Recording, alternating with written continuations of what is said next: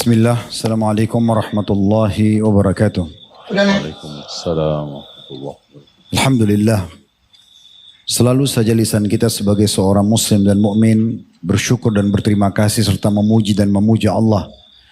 Sering kami ingatkan, sebagai seorang muslim kita sangat yakin dengan susunan kata la ilaha illallah, la ma'buda bihaqqin illallah. Tidak ada Tuhan, pencipta, penguasa, pemilik seluruh alam semesta ini kecuali Allah. Kita selalu tunduk padanya, memujinya, mengingatnya, dan beruntunglah orang yang berada di ranah itu. Setiap orang di antara kita kalau tersibukkan dengan zikrullah dan ketaatan-ketaatan kepada Allah, serta di antaranya mengajar dan juga belajar agama ini, maka dipastikan dia akan selamat dari laknat. Kita tahu sebuah hadis bahwasanya dunia ini semua dilaknat kecuali zikrullah, dan Nabi SAW mengatakan wama walah, dan semua ketaatan-ketaatan yang berkisar dalam mengingat Allah, dan juga alimun wa muta'allim, seorang yang belajar agama, mengajarkan agama, dan juga orang yang belajar agama. Dan kita berharap tentunya hari emas kita ini, hari di mana Allah masih memberikan kita umur, saya anggap ini adalah hari emas. Karena kalau di masa lalu yang sudah berlalu, hari-hari kita sudah mengerjakan ketaatan kepada Allah yang merupakan tujuan utama kita diciptakan, hari ini kita masih bisa menambah dan memberatkan timbangan amal kita hari kiamat, dan sekaligus meninggikan derajat kita di surga. Kalau yang lalu-lalu masih ada kekurangan, hari ini kesempatan kita sempurnakan. Yang lalu-lalu masih berisikan pelanggaran, kita masih bisa bertaubat dan segera kembali kepada Allah agar selamat dari ancaman-ancamannya. Dan insya Allah kita berkumpul di sini salah satunya tujuannya untuk itu. Dan alhamdulillah atas nikmat ini serta pertahankan ketaatan kepada Allah sampai wafat. Ingat firman Allah Subhanahu wa taala, wala tamutunna illa wa antum muslimun.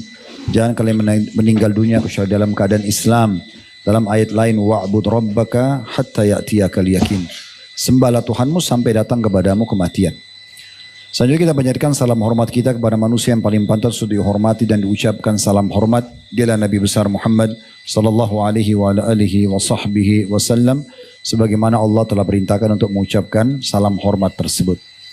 Baik, seperti biasa ikhwan dan akhwat sekalian rahimakumullah, di Rabu ketiga kita akan masuk ke sesi inspirasi hijrah yang sudah tidak asing bagi kita tentunya. Kita akan belajar mengetahui lebih kenal jauh biografi tamu undangan kita, kemudian juga background dari pendidikan, keluarga, serta juga bagaimana proses hijrah dan akhirnya kiat istiqomahnya.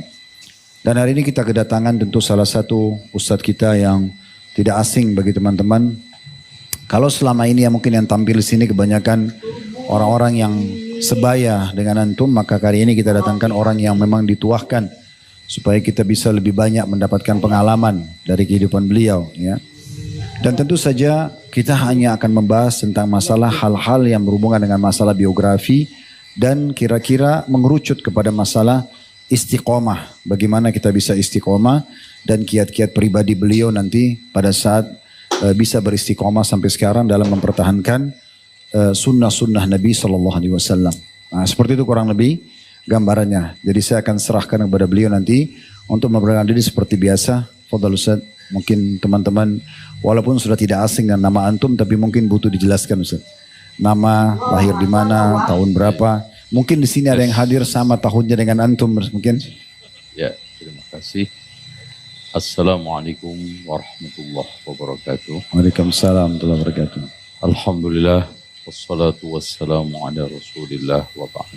Ya, saya mengucapkan terima kasih masih bisa duduk dan disandingkan dengan kaum milenial dan Gen Z yang sebetulnya saya sudah nggak ada sambungan, ya, karena sudah ya, hampir 60 saya, walaupun mukanya masih lumayan. Ustaz Khalid pun masih kalah dengan muka saya. Ya,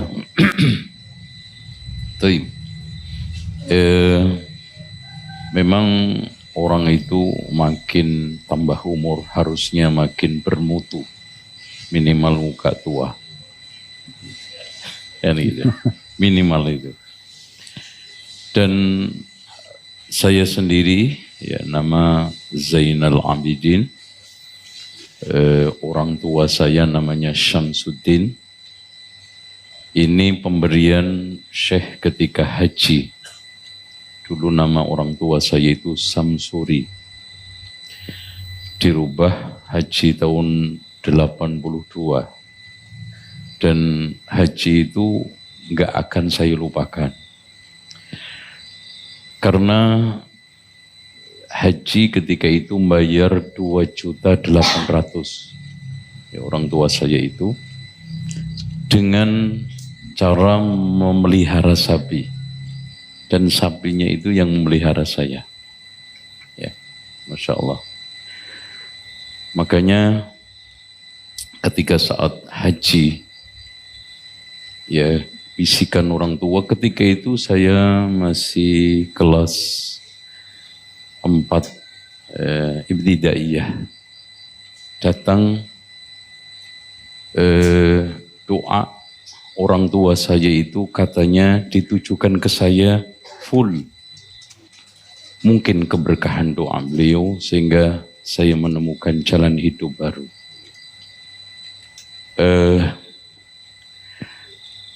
Nama kakek saya yang sering saya bikin kuis, sebutkan nama kakek saya kasih 5 juta. Pasti nggak ada yang tahu. Ya. Namanya Wasil. Ya. Beliau ini Masya Allah banyak hafal surat-surat Al-Quran. Dan beliaulah yang konsisten memaksa saya untuk menjadi kiai. Bahkan saya diancam, kalau kamu nggak hafal berjanji di bak manakib nggak bakal bisa jadi kiai. Makanya saya hafal semua itu. Dan yang membuat saya itu termotivasi, kalau di Jawa itu ada acara membaca berjanji itu setiap Jumat Legi. Itu mbah saya selalu nongkrongi di belakang saya. Salah sedikit langsung dicewer. Jadi berjanji dari mulai abtadi'ul imla bismiddatil aliyya mustadiru faidhal barakati ala ma ana lahu wa aulah. Dulu apal dulu ya. Sekarang alhamdulillah lupa. Ya. Tiba juga yang tidak kalah pentingnya manaqib. Itu karya Syekh Ja'far Ibn Hasan Al-Barzanji juga. Jadi ini orang sufi yang menjadi imam Masjidil Haram di akhir pemerintahan Turki. Wafat tahun 1788. Ja'far bin Hasan ini punya kitab namanya An-Nurul Burhani fi Manaqib Syekh Abdul Qadir Jailani. Itu saya pernah mendapatkan ijazah supaya bisa terbang itu. Nah, ini udah mulai nih.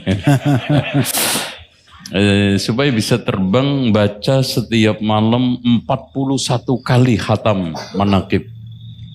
Oh, itu udah pasti hafal itu. Berapa lembar Ustaz? Oh, udah lupa, lumayan tebal itu. Bacaan seperti Al-Quran. Dan nanti ada acara puncaknya, orang kalau sudah manaqiban itu, satu yang masa aja itu nggak boleh ada yang haid. Semua wajib seragam putih, apalagi lakinya. Tapi Afwan Ustaz, sempat terbang nggak? Sempat terbang nggak? Itu sempat, karena beli tiket.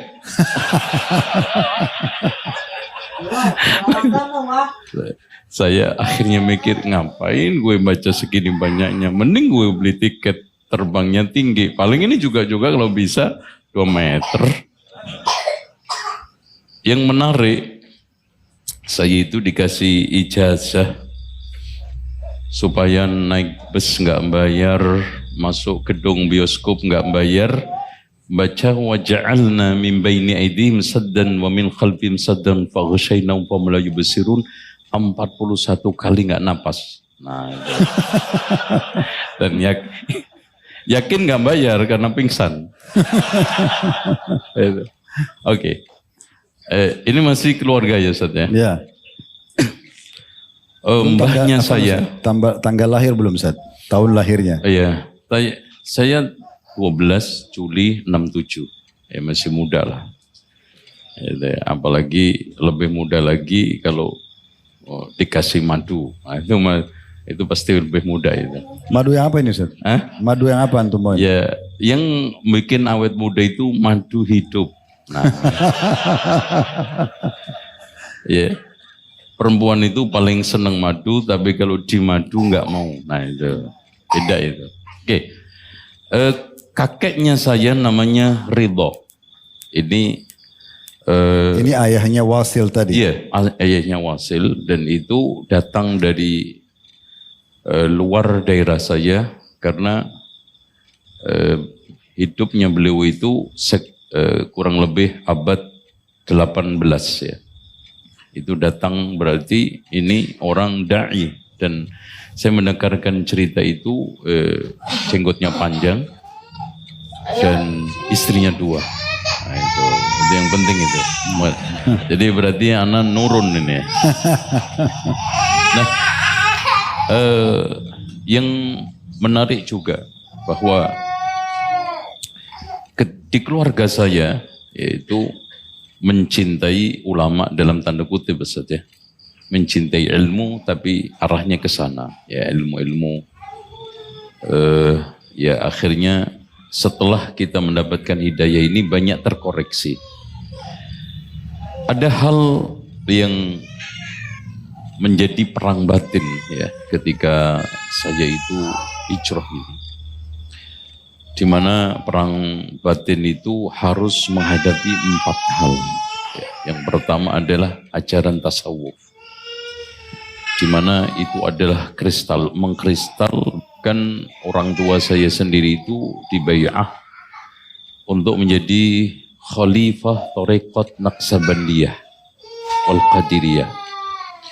Dan ya ini menarik nggak tahu ya. Dulu ada namanya tokoh kalau nggak salah Musta'in Romli itu Masya Allah. Itu ketua Thariqah Qadiriyah Naqsabandiyah seluruh Jawa Timur. Nah saya ketika umur 2 tahun itu dibawa oleh ayah saya ikut bai'ah 2 tahun itu. Diajak ke Jombang. Nah itu di emperan begitu, di jalan. Akhirnya kiai ini jalan, lihat saya, wah ini kasihan, saya digendong. Dan akhirnya dibawa ke kamar dia. Gitu. Dan saya ditidurkan, ditunggui anaknya yang sekarang ini ada di Malang. Yaitu punya pondok juga. Dari situlah sehingga ada perang batin untuk meninggalkan ini, nggak mudah karena sudah mendarah daging. Kemudian yang kedua, sebentar Ustaz, tadi maksudnya yang antum mau sampaikan dari 4 hal itu, pertama adanya pemahaman sufi. Iya. Awal mulanya ke masalah itu mungkin kita akan bahas Ustaz, masalah kalau sudah background pendidikan. Jadi ayah tadi memang background pendidikan agama Ustaz ya. Agama. Lebih ke arah sufi. Begitu sufi. Juga dengan kakek tadi Wasil yang mengawasi antum ya. Bahkan yang Mbah Ridho itu saya dapat cerita langsung dari sumber primer. Itu ya ibaratnya sakti mondro kuno ora tedas paluning pande otot kawat balung wesi lah ada. Gak usah diterjemahkan Ustaz. Gak usah diterjemahkan Ustaz. Jadi yang menarik itu kalau ada maling pasti ketangkep. Itu. Jadi padahal dia itu ngejarnya biasa saja.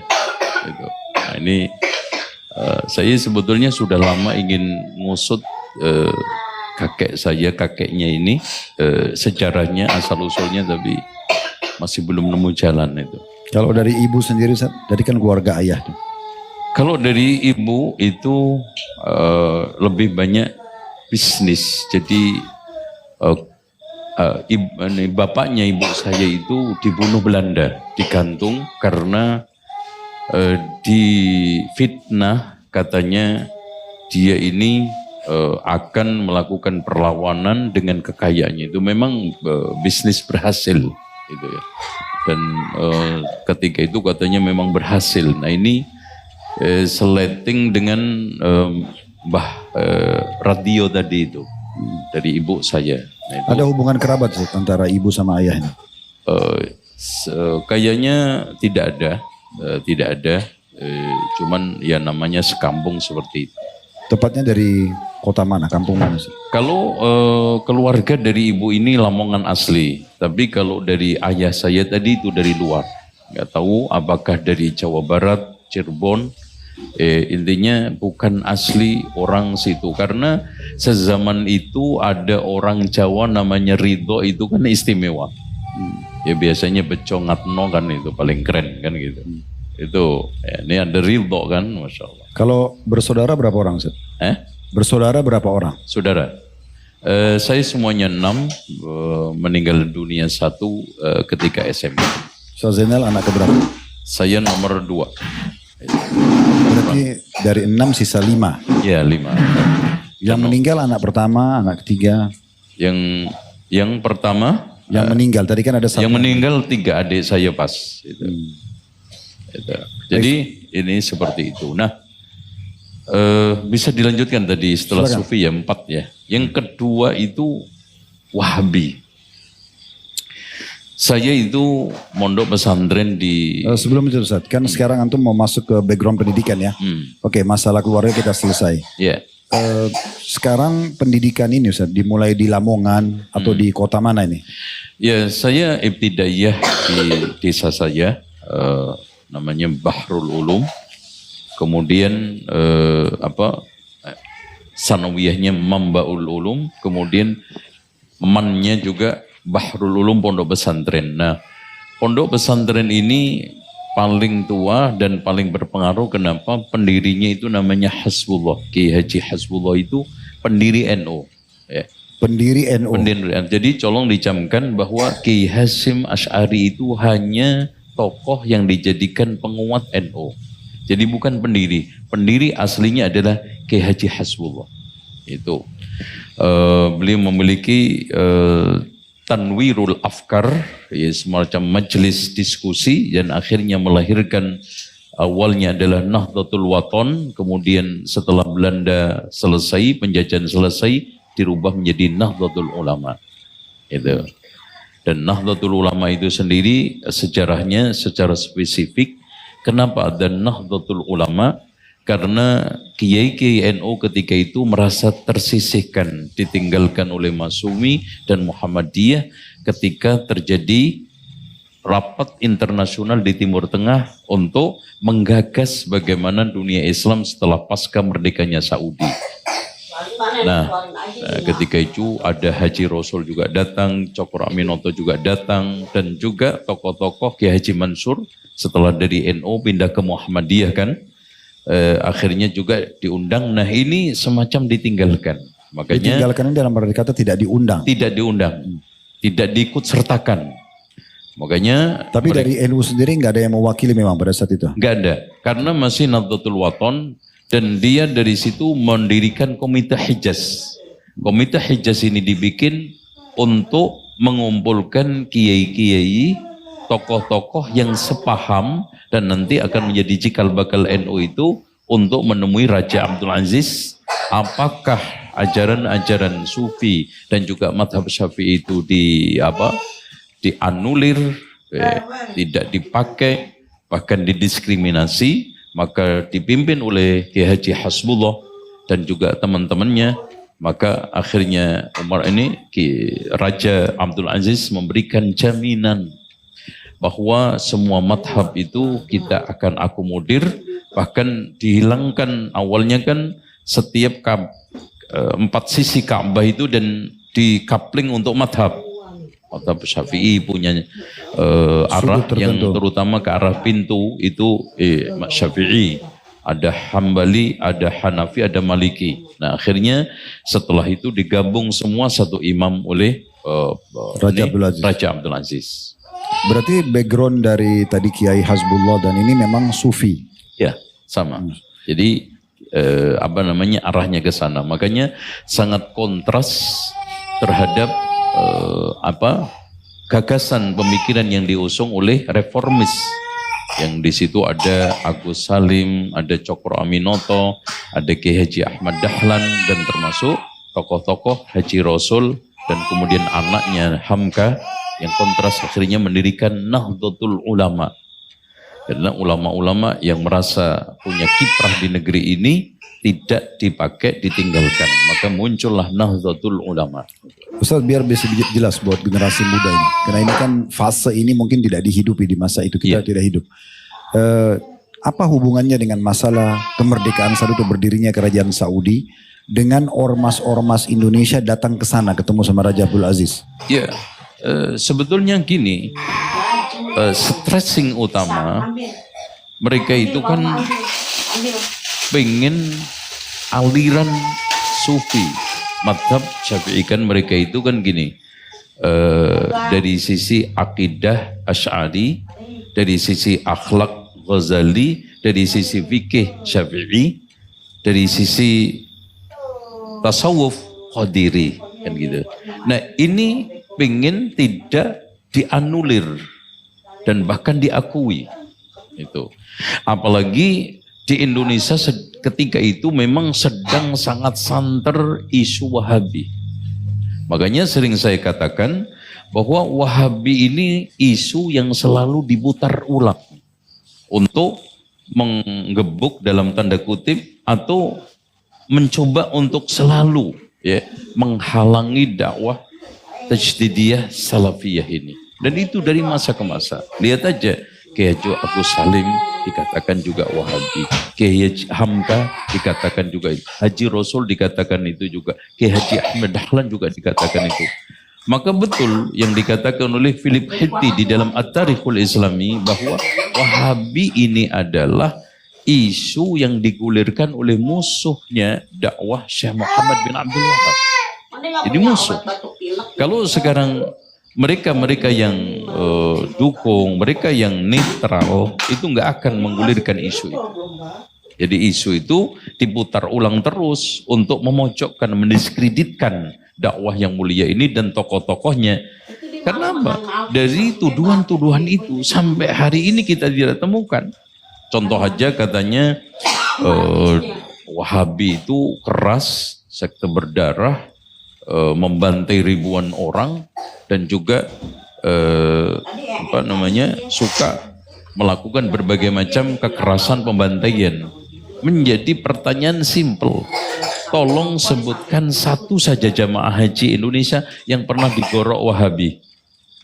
Satu aja, nggak usah 10 deh. Satu aja, saya minta namanya dari daerah mana, entah itu Padang atau Cianjur atau Surabaya atau Sulawesi. Mungkin yang banyak yang dikasih makan kali Ustaz. Nah itu. Apalagi kalau sekarang ini yang suka nuduh Wahabi ini kan minimal kalau belum haji umroh. Bagaimana sekarang ini pelayanan ketika selama di Mekah, di Medina, Masjidil Haram, Masjid Nabawi. Coba kalau masjidnya itu ada di Jawa, Masjidil Haram, Masya Allah. Itu depan toilet kota infak semua itu. Nah, itu kan gitu. Tapi nggak ada di sana kota infak. Gitu. Masya Allah. Sebentar Ustaz, kita kembali ke sejarah. Kenapa bisa santer isu Wahabi di Indonesia pada saat itu? Kan tadi antum bilang karena lagi santer tuh istilah Wahabi sampai Buya Hamka, sampai tadi kayak Ahmad Dahlan dituduh seperti itu. Isu Wahabi pada setiap generasi dan masa itu selalu dipicu oleh 3. Pertama adalah politik kekuasaan, otomatis Belanda. Kemudian keduanya adalah agama sosial. Jadi tokoh-tokoh ini yang memang memiliki grassroots, akar rumput kuat, tapi merasa tidak terpakai, gitu. Akhirnya di sini tokoh-tokoh yang militan, yang progresif itu dihantam dengan isu itu. Nah, kerjasama dengan Belanda untuk digoreng terus. Makanya contoh aja kalau kita baca kitab Tuan Kurau yang dikarang oleh Onggan Parlindungan yang diteliti oleh Profesor Dr. Hamka, 85% kitab ini bohong. Itu Masya Allah. Bagaimana menghantam dari semua sisi dengan cara fitnah dakwah yang mulia ini dengan isu Wahabi yang mengadakan pesta seks di Mekah, melakukan pembunuhan ribuan orang, sama yang diusung oleh Syekh Ahmad Zaini Dahlan di dalam kitabnya Fitnatul Wahabiyah. Bahkan ini mungkin kitab sucinya orang-orang yang rajin menghantam Wahabi ini pasti pakai kitab ini. Ya, di mana kitab itu dari A sampai Z fitnah memang. Contoh aja di akhir kitab itu ada cerita, katanya ada seorang muadzin buta yang ketika itu sebelum adzan membaca innallaha wa malaikatahu yusholluna 'alan nabi, langsung dipenggal lehernya oleh Wahabi. Makanya ini kan sejarah, ini kan masa lalu, pertanyaannya kan 5 sejarah itu. Tolong sebutkan muadzin itu namanya siapa? Masjidnya, masuk nggak ada namanya? Oh, ini masalah kaitannya dengan sejarah yang fenomenal loh, kelasnya internasional. Masjid namanya muadzin, di mana itu masjidnya? Kemudian kapan itu terjadi pemenggalan? Lalu bagaimana cara pemenggalannya? Syukur-syukur ditambah yang 6, kuburannya mana? Itu kan. Kalau kita bicara sejarah itu apa, siapa, kapan, kenapa, bagaimana, kan gitu. Apa contoh perang Badar? Kita bilang perang Badar. Kapan? Jelas tanggal tahun 2 Hijriah, bulan Ramadan, kan gitu. Bahkan siapa pelaku-pelakunya? Pasukannya dipimpin Rasulullah, anggota pasukannya 300 sekian. Di mana tempatnya sampai hari ini kita bisa kunjung? Nah, bagaimana terjadi peperangan itu bisa dirinci di dalam sejarah. Nah, sekarang kalau hanya sekedar lempar isu tanpa bisa menjawab ini, maka ini adalah fitnah dan yang menyampaikan ngibul. Nah, gitu. Fitnah ngibul. Oke, kita kembali lagi ke background pendidikan antum, Ustaz. Ya. Jadi antum tadi belajar di pesantren. Ya. So, dasarnya adalah sufi nih. Ya. Terus antum bilang ada 4 hal ya yang membuat antum bingung. Apa sebabnya nih muncul 4 hal? Dari antum baru sebutin 2, Ustaz. Ya. Sufi dan Wahabi. Yang ketiga, yang ini perang batin ketika itu sebetulnya 2. Yang Wahabi itu di kitab yang saya pelajari di pondok itu, kiai saya yang ngajar sufi yang paling dikenal di pondok itu dan buku pegangannya selalu adalah Ihya Ulumuddin. Dia punya buku kecil usul fikih karena dia juga pintar usul fikih. Di situ disebutkan hati-hati terhadap firqah sesat 3. 1 Khawarij, tokohnya Ibnu Taimiyah. 2 Rafidhah, tokohnya Ibnu Qayyim. 3 Wahabi, Muhammad bin Abdul Wahab.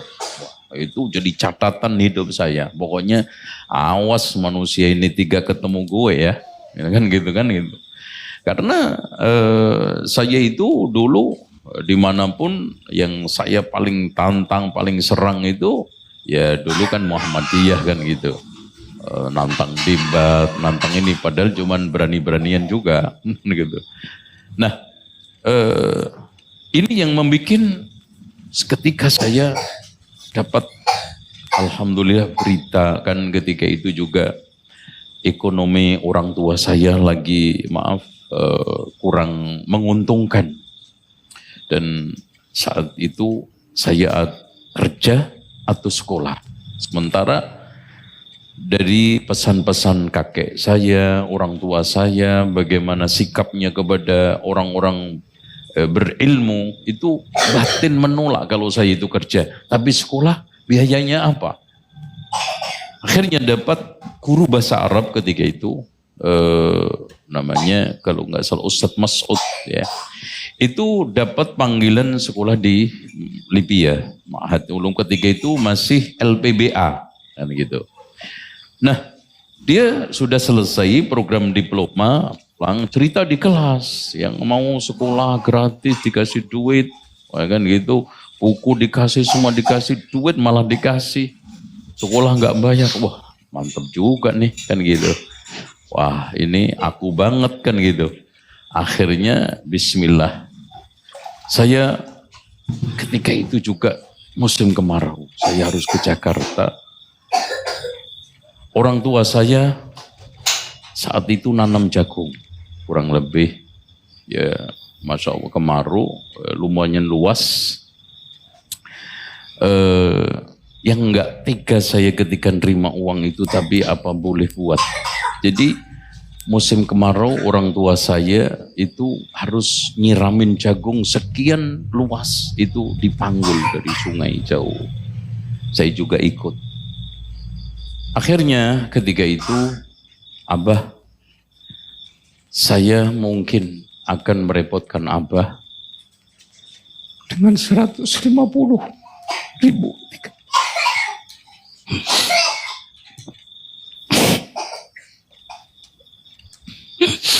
Dan Masya Allah, saat itu jagung yang dipanen pas dapat 150. Makanya saya sering pesan kepada siapapun, ketika antum dikasih uang orang tua antum, jangan lihat besarannya, tapi cara orang tua mencari pengorbanannya. Iya, saya mungkin sekarang bisa mendapatkan uang mudah 10 juta, 100 juta yang tidak pernah dicapai orang tua saya. Tapi cara orang tua saya mencari duit 150 ini nggak akan saya temukan. Dan juga yang tidak saya temukan keikhlasan untuk memberi. Dan saya ketika itu pamit, Abah doakan semoga setelah ini saya tidak akan ganggu lagi Abah untuk minta uang. Dan Alhamdulillah S1, S2, S3 sepeser pun saya tidak akan pernah mengganggu orang. Bahkan saya tidak pernah memikir warisan sampai meninggal. Ini yang sulit saya lupakan. Dan uang 150 itu masih tergambar segar. Dan saya pun sampai hari ini, apakah nanti saya bisa membalas?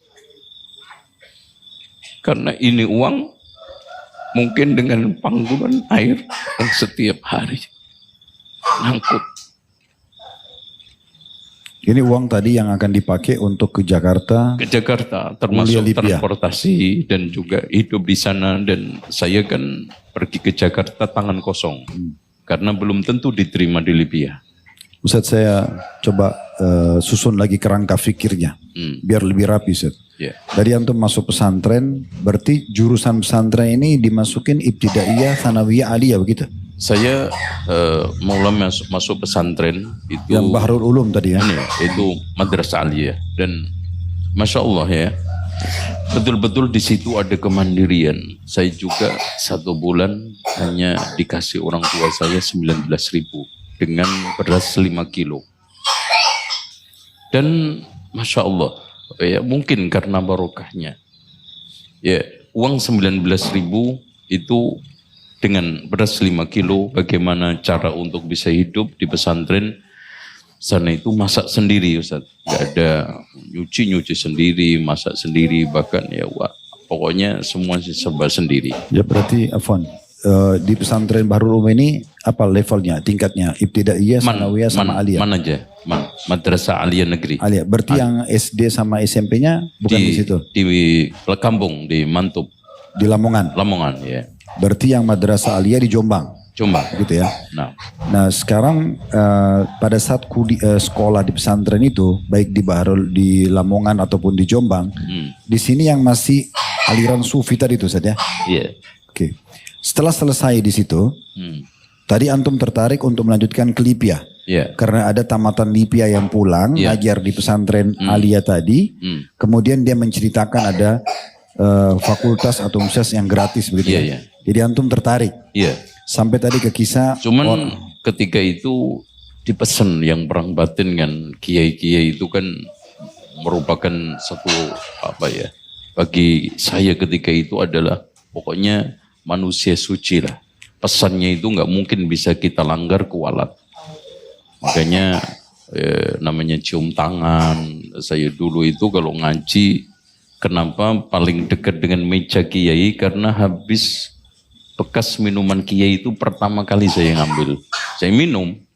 Itu karena barokah. Apalagi salam tempelnya luar dalam itu bisa sampai infeksi itu. Nah itu. Nah yang menarik ketika itu ada salah, kan saya sowan ya. Sowan itu di dalam ibarat pondok itu kita itu pamit. Ya, sowan itu kita lakukan ketika mau pulang liburan, mau datang itu sowan namanya. Sowan itu kita datang absensi lah. Kalau sekolah modern kan ada absensinya pinjaman. Kita itu sowan menunjukkan bahwa kita sudah datang. Biasanya ada salam tempel, rokok itu ya. Itu paling saya dulu sering ngasihnya rokok sukun ya. Sama kadang-kadang bentul itu kan kita kasih salam tempel kiai gitu. Kalau punya rezeki tambah biasanya duit gitu tambah itu.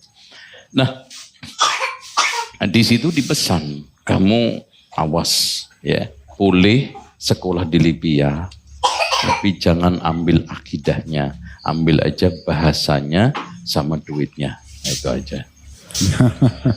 Ya. Sekarang gini Ustaz, Ya. dari sekolah ibtidaiyah dan sanawiyah di Lamongan, kemudian di Jombang madrasah aliyahnya, itu berarti masih berfaham sufi Ustaz ya? Iya masih. Iya bahkan saya ketika maaf nih, ini cerita bukan untuk apa ya, cerita ya.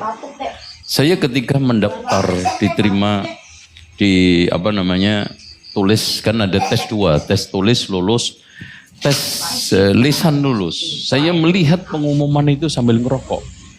Masih ngerokok saya, ngerokok. Nah ketika itu saya ditegur oleh salah satu mahasiswa syariah, udah senior gitu. Ente mau masuk Libya ngerokok, sekali wali ini ente urusan apa? Ngerokok sampai gedung Libya masih ngerokok saya. Karena nggak ngerti itu, apalagi pesantren itu kan orang pesantren nggak ngerokok itu ibarat nggak cebok, udah itu aja. itu kuncinya itu, makanya ngerokok. Oke, sebentar Ustaz. Jadi waktu, kan antum tadi bilang ada 4 hal ini yang bergejolak dalam jiwa antum. Sebentar Ustaz. Jadi 4 hal ini yang antum lihat tadi antum baru sebutin 2. Yang anda mau tahu ini bergejolaknya pada saat lagi di Ma'had Aliyah itu. Apa kira-kira sebabnya Ustaz? Sebentar. Apa kira-kira sebabnya Ustaz? Kenapa bisa bergejolak tiba-tiba muncul? Oh ini ada Sufi, ini Wahabi. Terus 2 poin terakhir juga belum antum sebutkan tuh. Bagaimana bisa muncul nih tiba-tiba? Antum kan lagi di satu ma'had gitu. Dari pengajaran awalnya. Saya mulai terjadi perang batin di kos itu, diteror tiap hari sama senior kita yang lebih dahuluan yang sudah paham tahlilan, tentang maulid, tentang tradisi apa aja itu. Jangan bantah terus kan, tapi bantahnya ngeyel itu. Pokoknya ngeyel itu, ilmu dulu ngeyel yang penting kan gitu. Nah, tapi banyak kalahnya gitu. Terus di juga begitu ada. Udah, ini sebelum di Libya Ustaz. Afwan, sebelum masuk di Libya, di saat antum di Ma'had Aliyah di sana, di Jombang ini itu sudah ada gejolak ini tentang masalah Sufi dan Wahabi tadi antum sebutin. Oh, belum. Berarti setelahnya nanti setelah di Libya. Masuk ke Jakarta Libya. Jadi setelah masuk Libya ini baru ada gejolak 4 kejadian tadi. Baik, tadi antum sebutkan kepada ikhwan dan akhwat ini kan ada 2 Ustaz.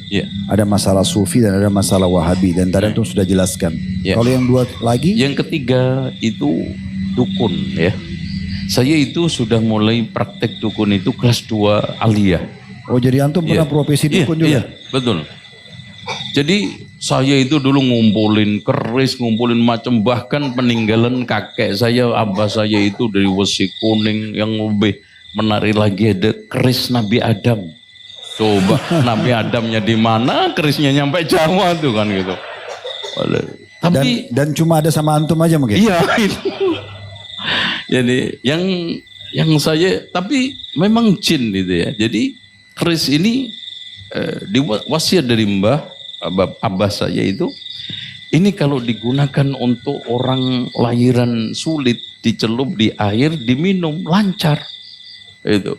Apalagi ada bunting beliung itu dibuat gini aja sambil diadani belok itu.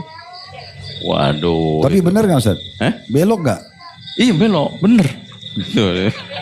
Nah, yang menarik itu ada baju Ontokusomo. Jadi baju Ontokusomo itu baju dibeli abah ketika abah saya 35.000 ketika tahun 76. Itu berarti sekarang ini udah 35 juta, itu mungkin 70 100-an mungkin. Itu dari Kiai Hamid Pesuruan. Itu dipakai itu khasiatnya banyak sekali. Oh, itu diantaranya katanya gitu. Tapi kan sugesti itu merasa, tapi orang lain belum tentu merasakan gitu aja. Kita pakai kalau nanti ceramah bisa, masya Allah, orator berani ngadepin apa aja, nggak ada yang ditakutin itu. Apalagi dibacok kebal nggak mempan gitu. Tapi belum pernah praktek ini. Ya. Yang keempat Ustaz. Itu. Nah, ini perdukunan ini menarik. Saya itu menghilangkan ini bertahun-tahun Ustaz. Di mana perang saya itu untuk meninggalkan dunia ini penuh dengan gejolak yang orang lain mungkin nggak tahu. Di mana rasa ketakutan. Pokoknya kalau saya itu tidur, mungkin sampai sekarang masih terpengaruh. Nggak bisa gelap. Harus ada sinar. Kenapa?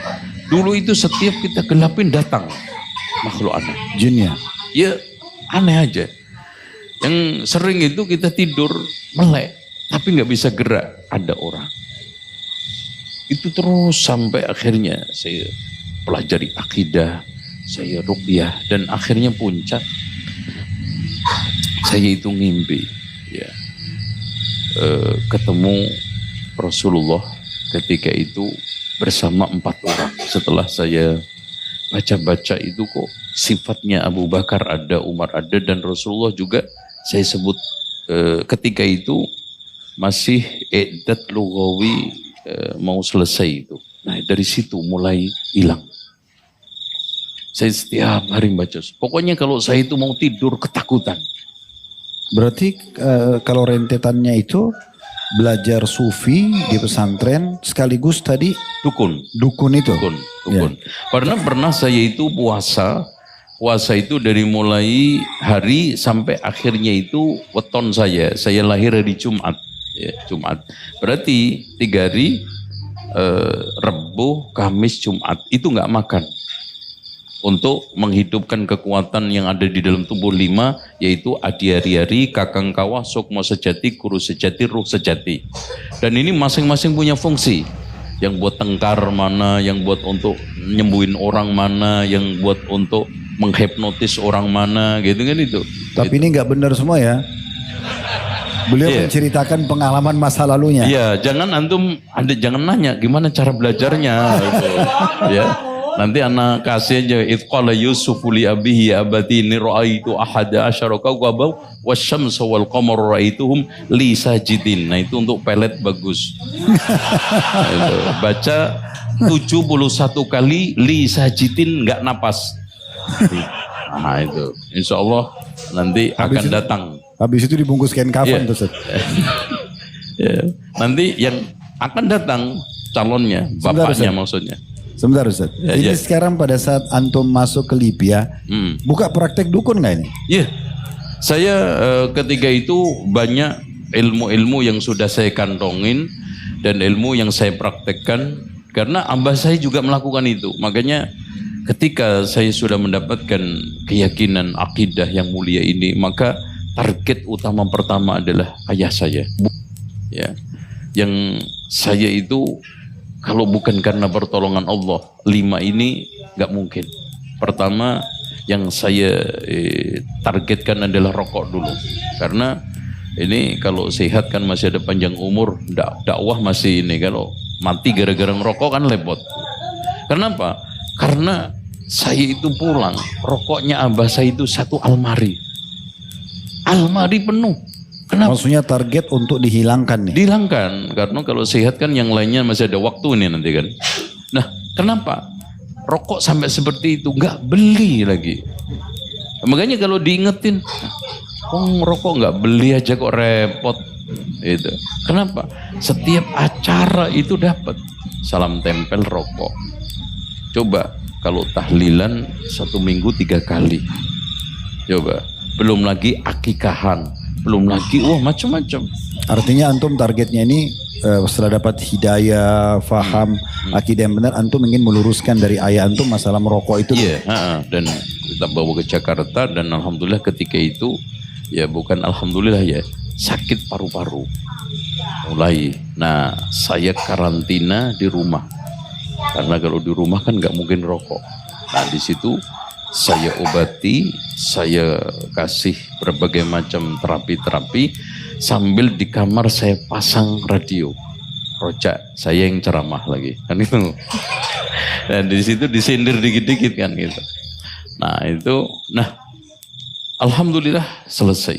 Dan waktu kurang lebih 7 tahun saya memahamkan rokok itu. Nah, yang kedua adalah dukun. Karena orang tua saya juga tukang suwo tadi itu. Nah, dia tetap menguruqyah, tapi saya ambilkan buku Ustadz Yazid yang doa dari Quran dan Sunnah itu, saya beli, saya kasihkan itu. Wah, ini bagus ini. Terus ada zikir pagi sore. Nah, dari situ setiap diajak orang untuk tahlilan, saya sudah tahlilan tiap hari di rumah. Pagi sore, nggak perlu tahlilan di rumah kamu. Udah. Nah, akhirnya alhamdulillah dengan buku-buku ya doa-doa itu. Berarti buku doanya Ustaz Yazid dianggap itu tahlilannya? Iya, jadi gitu. Pengganti doa ruqyah itu.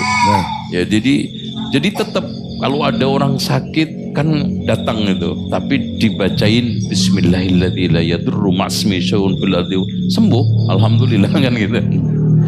Terus doa-doa Allahumma syafi idza ini Allahumma rabban nas idza bil ba'sa isfi anta syafi itu. Nah, yang ketiga apa Ustaz? Yang tadi antum mau berhentikan rokok, mau berhentikan perdukunan. Nah, tarekat itu ini yang gimana keculaknya itu sampai pusat, sampai tokoh-tokoh di kampung itu mendatangkan kiai pusat untuk nyindir abah saya. Speaker ceramah itu kewenceng, dia di rumah ya pasti denger. Ini ada orang sudah sampai kurang dikit aja udah makrifat, kembali lagi ke syariat. Karena tarekat itu kan sufi itu ada 4 karir kan, syariat, dikir syariat, tarekat, hakikat, makrifat. Nah, ini sebentar lagi makrifat turun kelas. Ini apa? Disindir tiap ceramah ini. Tapi alhamdulillah selalu saya kuatkan, selalu kita ini kan, dan alhamdulillah. Nah, berikutnya masalah Wali Songo. Jadi kan bandarnya ziarah Wali Songo itu tukang mimpin kan. Nah, ketika itu simple, jadi ceritanya minta uang saya untuk dikirimin. Untuk apa, Bah? Mau ziarah Wali Songo. Anak bilang, Bah, lihat kuburan aja jauh-jauh. Nanti belum masuk anginnya, capeknya, kecelakaannya. Tuh di belakang rumah banyak kuburan. Tengok aja, sama. Dia mangkel dia kayaknya itu kan gitu. Udah saya jelaskan, saya ini kan akhirnya terima. Memang ada keterbukaan dialog sehingga mudah diterima. Nah, akhirnya dari situlah kita itu dapat banyak hasanah dari simpanan buku-buku beliau, kajian-kajian beliau, dan wasiat terakhir beliau itu ada 10 yang diantaranya Masya Allah ya kita bikin menangis, kita baca sama saudara-saudara, yaitu hendaknya nanti kalau saya meninggal dunia tolong tidak diselamatin, tidak ditahlili, dirawat dengan sunnah, dan termasuk berwasiat untuk menjauh dari bid'ah dan ahli bid'ah. Masya Allah saya tercengang itu. Cuma itu wasiat beliau ya? Wasiat ditulis di buku beliau, dan itu saya temukan setelah meninggal 2 tahun. Itu dipegang kakak saya dan saya baru baca 2 tahun itu. Yang kelima Ustaz, yang kita soalnya mau lihat waktunya. Yang kelima apa lagi? Kalau ini yang paling eksotik, yaitu sholawatan. Nah itu. Sholawat itu yang juga gimana ya? Sholawatan itu kan enak, merdu, kok salah gitu kan gitu. Orang sholawatan kok dibid'ahkan, disesatkan gitu. Nah ini juga akhirnya kita kaji ternyata bukan salah sholawatnya tapi bacaannya dan yang lainnya. Itu Pertanyaan gini Ustaz, ya. antum kan masuk ke Libya nih, tahun berapa waktu itu Ustaz? 86 masuk Jakarta saya. 86. 86. Itu berarti masuk di Idat Lugawi dulu. Iya. Kurang lebih 2 tahun berarti Ustaz ya? Ya, saya pokoknya sampai selesai itu 7 tahun. 7 tahun. Berarti Idat Lugawi kemudian baru Takmili, masuk. baru Takmili setahun. dulu masih ada takmili ya. Jadi itu jenjang pendidikan di Libya ikhwas sekalian ya. Jadi ada Idat Lugawi biasanya 2 tahun, 4 semester, baru takmili 1 tahun sebelum kuliah, baru masuk kuliah 4 tahun. Iya, Itu Ustaz ya, jadi 7 tahun. Nah di fase 7 tahun ini Ustaz, di sini berarti antum sudah mulai mengenal dakwah salafi itu. Di situ antum kenal Ustaz. Jadi bagaimana awal ceritanya nih Ustaz? Maksudnya kan antum tadinya masuk di Libya masih merokok, kemudian sampai ke gedung dan segala macam. Dan antum juga mengatakan tadi antum sempat jadi dukun. Ada nggak ilmu mungkin menguasai, mempengaruhi dosen supaya bisa apa begitu, memberikan nilai bagus? Ya, dulu itu saya itu paling stressing dengan ustadz yang ngajar akidah. Pokoknya tiap dia ngajar pasti udah dihafal. Ini Zainal Abidin pasti tanya ini, ngeyel pasti. Karena apa? Saya ingin argumentatif. Pokoknya apapun saya sampaikan, apapun saya tanyakan. Bahkan ada pernah saya itu sampai dikeluarkan dari kelas. Gini, suruh keluar dari kelas. Jadi ceritanya dia mengatakan makanan tahlilan itu haram. Begitu saya bantah. Syekh, kan tahlilan itu isinya apa? Daging kambing. Kambing halal apa haram? Udah melototin. Kan di situ juga sayur-sayuran, beras. Halal apa haram? Saya dikeluarin itu. Jadi dari situ mulai terjadi dialog terus. Dari mulai di kelas, di luar kelas, dan berbagai macam diskusi. Akhirnya puncaknya ada daurah. Ya, di ketika itu yang mengisi dari Saudi Syekh Abdullah Ad-Duwais. Ya, di puncak sana di Ciawi. Nah dari situ saya dipertemukan dengan dai-dai yang ada. Ketika itu ada Ustadz Abu Nida, ada Ustadz Ainur Rafiq, Ustadz Faiz, yaitu, dan ketika itu anak masih isbal, diprototin banyak orang, dengan gitu. Rokoknya masih ada juga? Udah. Oh sudah. Ngerokok itu saya berhenti takmili, tapi sempat kumat lagi karena bermajelis dengan mereka, majelis syuro, suka rokok. Itu balik lagi itu, aduh, wah ini saya harus menghindarin majelis syuro, suka rokok. Alhamdulillah. Berarti daurah ini diadakan tahun berapa Ustaz? Kalau seingat saya itu tahun 88. Sudah masuk ke syariah? Iya sudah, ya 90-an lah ya syariah. Dan puncaknya alhamdulillah setelah lulus tahun 96 ada seleksi untuk mengabdi di Maktab Ta'awuni di Riyadh, Badi'ah, dan alhamdulillah di sana saya bisa bermajelis 2 tahun dengan Syekh Abdul Aziz bin Baz. Dari situlah mulai bagaimana kita itu menemukan sosok dia. Oh, ini yang betul-betul ulama. Dari ilmunya, dari prakteknya, dari ucapannya, dari welas asihnya, dari kesuhudannya, semua lengkap.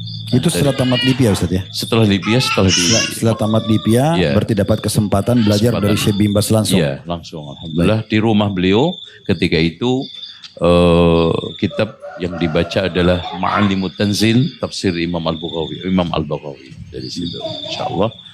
Nah, dari situlah akhirnya makin menguatkan tapak-tapak saya untuk menekuni, untuk menapaki, untuk menjalani dakwah salafiyah ini, dan mudah-mudahan ilal mama. Berarti tamat Libya tahun berapa Ustaz? Saya tahun 96. 96. Habis itu berangkat ke Riyadh. Iya. Tadi 2 tahun. 95 96. Terus Riyadh 2 tahun. Itu. Berarti 98. Iya. Setelah di 2 tahun di majelisnya Syekh bin Baz itu, ada kegiatan apa lagi Ustaz? Saya mulai merintis pendidikan di daerah Solo ya sambil ketika Oh berarti itu balik ke Indonesia nih? ya balik ke Indonesia, apalagi reformasi ya dapat ketika itu simpanan-simpanan dolar lumayan, langsung 16.000 kan lumayan tuh. Nah, di situ modal 18.000, dakwah. Sampai 18.000. Ya itu, cuman saya ketika itu belum dapat 18-nya udah kejual tuh. Nah, tuh. Namanya tamak kan gitu. Karena tahun 98 itu pas kami tamat dari Madinah. Ustaz. Masya Allah. Ya, jadi saya pulang, alhamdulillah mulai merintis pendidikan dan yang lainnya dan alhamdulillah akhirnya. Untuk S2, S3 Ustaz, kapan mulai masuk dan jurusannya apa? Saya S2-nya di manajemen karena ketika itu pondok pesantren ini tampaknya harus dikelola dengan cara baik. Makanya saya ambil ISMI di Tangerang, manajemen. Kemudian setelah itu Berarti manajemen pendidikan ya? Iya, manajemen murni. Makanya murni. MM ya. Di ekonomi. Okay. Terus kemudian saya lihat nyawa daripada pendidikan adalah kurikulum, maka akhirnya S3 saya mengambil PAI, Pendidikan Agama Islam. Dan bagaimana kita mengkristalisasikan Islam dengan model pendidikan yang ada itu. Karena kalau islamisasinya nggak ada, jadi tinggal PA, I-nya hilang kan repot juga. Jadi sekarang apa nih Ustaz? Kegiatan antum dalam pendidikan ini apa? Antum punya pesantren, punya Alhamdulillah yayasan? sekarang di Jakarta sejak 2007 kita merintis TK, SD, SMP, SMA sampai sekarang Ma'had Ali dan insya Allah mudah-mudahan nanti perguruan tinggi sekarang muridnya kurang lebih 2000-an gitu Ustaz. Dan ada beberapa penunjang usaha yang kita jadikan pendidikan adalah basicnya. Usaha-usaha penguatnya ada niru antum lah supaya ketularan dikit-dikit kan gitu ya, nyari duitnya gitu. Jangan nirwana. Ya. Kita yang niru antum ini. Tadi kan antum bilang antum lebih sempurna wajahnya, sempurna ilmunya. Jadi kita yang harus niru nih. Ya, jadi untuk khusus cari duit ana makmum antum. Jadi nggak boleh jadi imam. Untuk yang lainnya oke lah, oke. Insya Allah. Yang lain apa nih Ustaz? Ya, nanti ada session lagi. Karena waktu udah habis. Tapi teman-teman ini yang muda-muda banyak yang datang karena tersebarnya istilah antum Superman ini. Mungkin antum bisa ulangin ke teman-teman ini. Ya intinya orang yang punya, kayaknya kita gak pas dengan yang belakang nih. Jadi banyak yang tersungging nanti. Enggak. Jadi intinya orang yang punya istri lebih satu itu akan lebih perkasa dan akan lebih hebat dan akan lebih kuat. Kenapa? Ngatur satu istri aja repot, apalagi dua, apalagi tiga, apalagi empat. Kan gitu. Makanya banyak di sini yang laki-laki Tapi istiqomah. mereka lagi nunggu istilah antum Ustaz.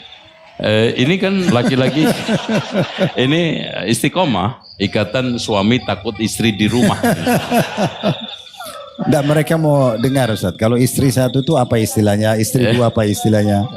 Ya kalau kenapa saya Karena katakan viralnya dari antum nih. jadi kalau kenapa saya katakan istri 4 itu Superman, karena tadi itu kan simbol manusia paling kuat, paling hebat. Ya, itu 3 bawahnya adalah gentleman. Itu karena sudah mulai tampak laki-lakinya. Kalau 2 real man. Wah, ini mulai real lah Anda menjadi ini itu. Kalau satu cemen. kalau belum ada. Nah, itu udah no comment aja udah. Oke, ya. Antum sudah lihat Ustaz, bagaimana ekspresinya mereka. Itu yang mereka tunggu dari tadi. Wah, bahaya ini kalau itu. Baik, sebagai penutup Ustaz. Ya.